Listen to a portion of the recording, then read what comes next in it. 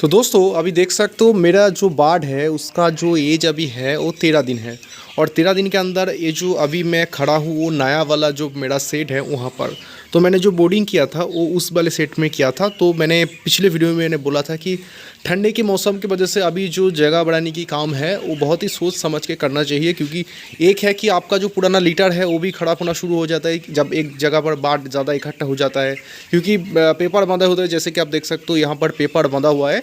तो पेपर बंधा होने की वजह से यह जो बाहर की हवा है वो अंदर नहीं आ पाता अच्छे से, तो उसकी वजह से लीटर बहुत ज़्यादा ख़राब हो जाता है। तो उसके लिए हमेशा जगह टाइम टाइम पे बढ़ाना ज़रूरी है। उसके साथ साथ दोस्तों आपको ये भी कोशिश करना है कि बाहर की जो ठंडी हवा है वो उसमें बाढ़ को बचाए रखना, क्योंकि आपको साउंड का प्रॉब्लम आ सकती है। तो छोटे बाढ़ में बहुत दिक्कतें ज़्यादा आती है। तो इसके लिए आप हमेशा कोशिश कीजिए कि हर एक दिन जब आप पोल्ट्री फार्मिंग करेंगे तो बाढ़ का कंडीशंस देख के आपका डिसीजन लेना है, ठीक है। वो 14 दिन के अंदर या फिर 15 दिन के अंदर फुल फार्म करना ऐसा ज़रूरी नहीं है। अगर आपके फार्म के कंडीशंस बहुत ठंडे हैं, वो इधर बहुत ही ख़राब है, तो आप टाइम लेके भी वो कर सकते हो, ठीक है।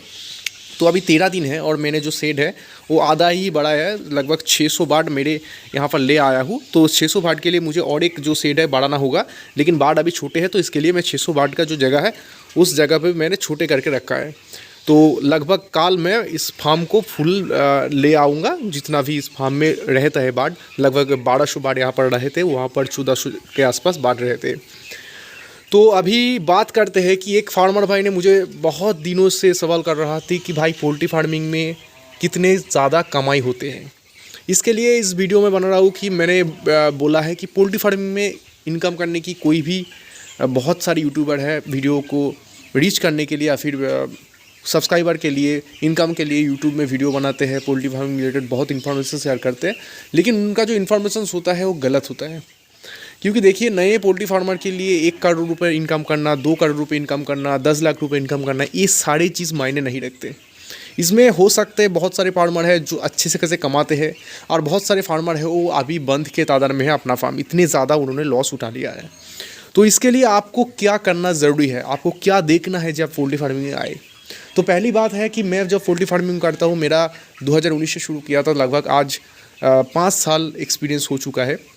तो 5 सालों के अंदर मैं एक चीज़ आपको बोलना चाहूँगा कि इसमें अच्छा खासा इनकम होता है, लेकिन मैं कंपनी के अंदर करता हूँ, जो मेरा इनकम है वो लिमिटेड है। और मुझे लगता है कि मुझे इन्वेस्टमेंट करने की ज़रूरत नहीं है, क्योंकि मैंने जो फार्म बनाए हैं, हॉफर वगैरह खरीदे, उसके अलावा लीटर का कॉस्टिंग अगर हटा दे तो उसके अलावा मेरा थोड़े बहुत मेडिसिन कॉस्टिंग के अलावा कोई भी मेरा खुद से खर्चा नहीं है। जैसे कि मैं बाट नहीं खरीदता, मुझे फीड नहीं खरीदना पड़ता, तो इसके लिए मैंने कंपनी से करता हूँ। कंपनी से अच्छा खासा मुझे प्रॉफिट होता है, लगभग 1 केजी के हिसाब से कभी कभी 9 रुपये 10 रुपये जिससे भी मिल जाते हैं। जब अच्छे रिजल्ट होते हैं तो 7 से 8 रुपये तो मुझे मिलता ही है।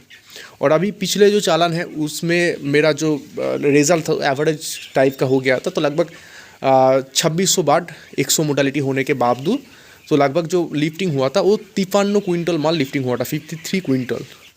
और उसके अलावा पिछले जो चालान था उसमें जो लिफ्टिंग हुआ था वो 55 क्विंटल से भी ज़्यादा हुआ था। तो इसके वजह से उस पिछले बार में मैंने 10 रुपये का जीसी मिला था, इस बार में लगभग 7 से 8 रुपये का जीसी मिला है। तो कभी कभी ऐसे एवरेज हो जाता है। तो इसके हिसाब से अगर कैलकुलेट करके देखेंगे तो 55 क्विंटल अगर माल होता है, 10 रुपये आप जीसी मिलता है, तो 55,000 रुपये आपको प्रॉफिट होता है पोल्ट्री फार्म में, पेमेंट मिलते हैं। इसके बाद आपका कॉस्टिंग है, लीटर का कॉस्टिंग है, मेडिसिन कॉस्टिंग हटा दे तो 2600 बार में 50,000 रुपये का आपका कॉस्टिंग आता है, अगर आप 10 रुपये का जीसी में पाते हो। अगर आपके थोड़े बहुत एवरेज हो जाता है तो 40,000 से 42,000 रुपये तो आता ही है पेमेंट। तो इसी तरह से आप कैलकुलेट कर कीजिए, ठीक है। इसका मतलब ये नहीं कि आप पैसा देख कर पोल्ट्री फार्मिंग में आइए 50,000 रुपये आपको इनकम हो जाएगा, उसको बनाना पड़ता है। आप जब तक इस बार्ड को उतने अच्छे रिजल्ट नहीं बना पाते तब तक आपको प्रॉफिट नहीं मिलेगा, ठीक है। तो इसके लिए आपको हमेशा कोशिश करना ये चाहिए कि मैं पोल्ट्री फार्मिंग में आऊँ, लेकिन मेरा जो फोकस है वो इस चीज़ में नेक होना चाहिए कि 2 दिन के बाद आप बिज़नेस बंद कर देंगे, आपका मूड चेंज होएगा, तो इतना जो ये सारा जो इन्वेस्टमेंट है, लाखों रुपए का इन्वेस्टमेंट है, वो करके आपको बहुत लॉसेस हो सकते हैं। तो इसके लिए आप अगर इस चीज़ के रुचि रखते हो, इस चीज़ को प्यार करते हो, इसमें हर एक दिन मेहनत करना पड़ता है। तो मैं जब वीडियो बनाता हूँ मुझे बहुत सारी दिक्कत आई थी, मैं हर एक दिन में हर एक दिक्कत के साथ खेलना पसंद करता हूँ।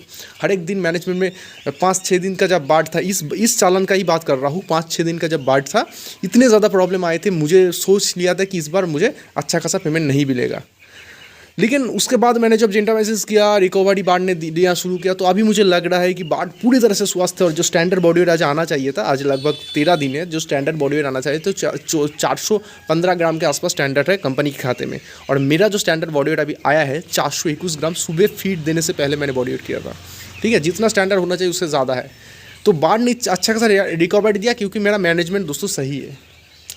तो इसीलिए हर एक फार्मर से रिक्वेस्ट करता हूँ कि आप पेमेंट कितने प्रॉफिट का अर्न करते हैं, खुद को कोई भी फार्मर कितने ज़्यादा प्रॉफिट करते हैं उस हिसाब से आप पोल्ट्री फार्मिंग में मत आइए। अगर आपके नेक है, आपको पसंद करते हो छोटे बार्ड को बड़ा करना, उसको अच्छे से मैनेजमेंट करना, सीखना हर एक दिन, तो इस चीज़ के आप आ सकते हो। मैं एक अच्छा खासा एडुकेटेड पर्सन हूँ, मुझे सीखने में रुचि है, तो इसके लिए मैं बिज़नेस करने के पसंद करता हूँ। तो इसके लिए मैं गोवा से शुरू कर रहा हूँ। मेरा बहुत बड़ा टारगेट है क्योंकि मैं और भी यहाँ पर सेट बनाना चाहता हूँ। यहाँ पर ये जो सेट है ये भी डबल सेट करना चाहता हूँ, मेरा क्वांटिटी बढ़ाना चाहता हूँ। लेकिन मैंने जब शुरू किया था मैंने छोटे सेट से ही शुरू किया था, उसके बाद अभी थोड़े थोड़े करके प्रॉफिट होकर दूसरा सेट हुआ, तीसरा अब मैंने देसी मुर्गी का भी सेट, उसका वीडियो मैंने आप चैनल में देख सकते हो। उसके बाद चौथा भी मैं बनाऊंगा। तो इसी तरह से मैं हर एक सेट को बढ़ाऊंगा। जब क्वांटिटी बढ़ जाएगा तो मेरा प्रॉफिट आसानी से बढ़ जाएगा। ये जो 3 फार्म अगर क्वांटिटी बढ़ जाएगा तो मेरा तो 1 लाख रुपए महीने आसानी से आ जाएगा। तो इसके लिए आपको क्वांटिटी में से खेलना है। इसका मतलब ये नहीं कि अब 2000 के फार्म करेंगे तो 1 लाख रुपये आपको महीने में इनकम होगा। ठीक है, ये नहीं है। तो इसीलिए आप सभी से रिक्वेस्ट है कि प्लीज़ ये सवाल मत कीजिए कितने अच्छा रुपये इनकम होता है, क्योंकि बहुत इंडिया में भी अभी मेरे पास में ही एक ज़िला है, वहाँ से मुझे कॉल किया था कि भाई मैं सोने का काम करता हूँ और अभी कम इतने ज़्यादा नहीं है, मेरे घर के पास में ज़मीन है, मैं क्या पोल्ट्री फार्मिंग करूँ। इसी तरह से मत कीजिए भाई। आप पहले कोई भी आपके पास में आपका जानकारी इधर फार्मर है उससे बात कीजिए, उसके हो सके तो 1 महीने उसके फार्म में जाकर देखिए। ठीक है, हर एक दिन 2-3 घंटा करके देखिए। उसके बाद आपका अगर लगे जे मैं एक काम कर सकता हूँ, वो ऑथेंटिक जो इन्फॉर्मेशन वो शेयर कर रहे हैं जो फार्मर है, तभी इस फार्मिंग में आप आइए, उसके जो सलाह है उसको लीजिए। तो अभी शुरू करते हैं मैनेजमेंट वीडियो। बहुत ज़्यादा मैंने बोल दिया। तो अभी देख सकते हो मैंने जो हॉपर वगैरह जो लिया है वो उस वाले सेट से ही लेके आया हूँ। मैं नया हॉपर अभी तक नहीं दिया है, मैं नया हॉपर कुछ दूंगा जब ये जो फार्म है वो पूरा हो जाएगा। तो थोड़े थोड़े करके आपको जगह को बढ़ाना है। अभी देख सकते हो बाहर की तरफ बहुत ठंडा हवा बह रहा है, तो इसके लिए मैंने अभी जो पेपर है वो मैंने पूरा नहीं खुला है। इस वाले सेट में चीक्स बहुत ज़्यादा था, इसीलिए इस वाले सेट में अभी एयर सर्कुलेशन के लिए एक तरफ का जो पर्दा है, क्योंकि हवा दे रहा है उस तरफ से, तो उस तरफ से हवा दे रहा है, तो इसके लिए उस तो तरफ है, उस तरफ मेरा पर्दा अभी भी लगा है जब बाढ़ को ठंडी हवा ना लगे। तो इसके लिए इस तरफ का जो पर्दा है मैंने खोल लिया है। ठीक है, अभी मैं आपको दिखाता हूँ फार्म के अंदर क्या कंडीशंस है। मेरा एक चीज़ बहुत ही ख़राब होने की ताकत में है, वो है लीटर फार्म के अंदर। तो फार्म के अंदर जो लीटर है वो मुझे अच्छे से काम करना होगा। तो अभी बाढ़ बहुत ही कम हो गया है, तो इसके लिए लीटर थोड़ी अच्छी रहेंगी। तो मैं हो सके तो पिछले दिन अगर मैं रात के टाइम में सूर्य समय पाऊंगा तो लीटर को मैं सुपर फॉस्फेट में मिक्स करके दूंगा, क्योंकि सुपर फॉस्फेट मिक्स करने से जो लीटर है वो बहुत ड्राई हो जाता है। अभी पर्दा देख सकते हो दिन में ही इतना बंदा होता है, रात में तो उसने ज़्यादा गैस हो जाता है। तो इसके लिए एयर सर्कुलेशन के लिए मैं सोच रहा हूँ कि बहुत जगह मैं पेपर फाँक रखूँगा जो एयर है वो बाहर निकल जाए। लेकिन ठंडी इतने ज़्यादा बढ़ चुके हैं, लगभग 15 डिग्री 16 डिग्री अभी टेम्परेचर था मेरे वेस्ट बंगाल में है।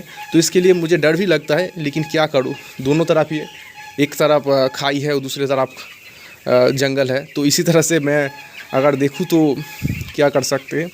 तो मैनेजमेंट दोस्तों सही में है। जैसे मैं आज सिर्फ एसिडिक एसिड और नॉर्मल पानी ही इस्तेमाल कर रहा हूँ और कोई भी मेडिसिन नहीं दे रहा हूँ, टाइम टाइम पे फीड दे रहा हूँ।